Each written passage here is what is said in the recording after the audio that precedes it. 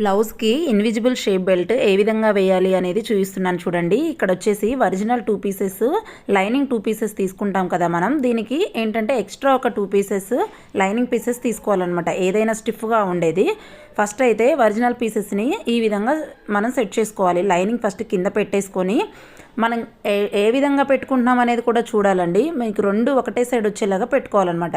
First కింద వచ్చేసి lining పెట్టుకుంటాము, మిడిల్లో వచ్చేసి ఒరిజినల్ వస్తుంది, పైన వచ్చేసి మనం ఎక్స్ట్రా తీసుకున్న లైనింగ్ వస్తుంది అనమాట. సో మనం నీట్గా ఈ విధంగా నేను వీడియోలో ఎట్లయితే చూపిస్తున్నానో ఆ విధంగా మీరు స్టిచ్ చేసుకోండి. ఒకదాని తర్వాత ఒకటి మనం క్లాత్ కూడా ఏదైతే ఫ్రంట్ వస్తున్నాయో రెండు ఆ విధంగా సెట్ చేసుకొని స్టిచ్ చేసుకోవాలండి. చూపిస్తున్నట్లు నీట్గా స్టిచ్చింగ్ చేసుకొని మనకి మిడిల్లో ఒరిజినల్ పీస్ పెట్టుకున్నాం కదా, అది మనం రివర్స్ చేసుకోవాలన్నమాట. రివర్స్ చేసుకొని పైన కుట్ అనేది వేసుకోవాలి. చూపిస్తున్నట్లు పైన కుట్ అనేది వేసుకున్న తర్వాత ఏంటంటే మనకి ఎక్స్ట్రా పీసెస్ కట్ చేసుకొని నీట్గా మనం ఒరిజినల్ లైనింగ్ ఏదైతే తీసుకున్నామో అంతే వెడల్పులో ఉండేలాగా నీట్గా చేసేసుకోండి పీస్ ఈ విధంగా.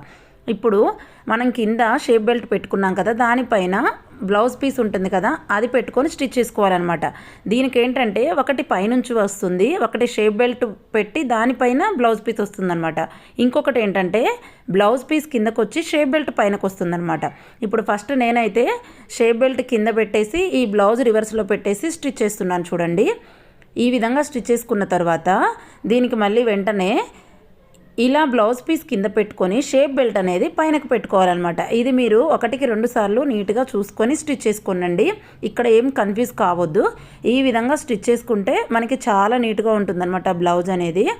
మనకి రివర్స్ తిప్పుకుంటే ఎక్కడ గుచ్చుకోకుండా పోగులు లేకుండా నీట్గా కనిపిస్తుంది అనమాట. బ్లౌజ్ రివర్స్ చేస్తే కూడా చాలా ఫినిషింగ్ బాగుంటుందండి, కస్టమర్స్ కూడా పెరుగుతారు మీకు. ఈ విధంగా స్టిచ్ చేసుకున్న తర్వాత మనకి ఎక్కడైతే షోల్డర్ పార్ట్ ఉంటుందో అక్కడ నుంచి ఫోల్డింగ్ చేసుకోవాలన్నమాట. ఫోల్డింగ్ చేసుకొని ఇప్పుడు మనం స్టిచ్ చేసుకున్నాం కదా షేప్ బెల్ట్, అది మనకి ఇట్లా ఫోల్డ్ చేసుకొని స్టిచ్ చేసుకోవాలి.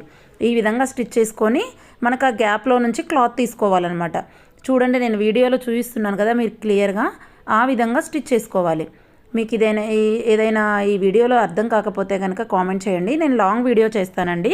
నాకు ఇక్కడ 3 మినిట్సే టైం ఉంటుంది కదా షార్ట్ వీడియోలో. సో నేను ఇలా ఎక్స్ప్లెయిన్ చేస్తున్నాను.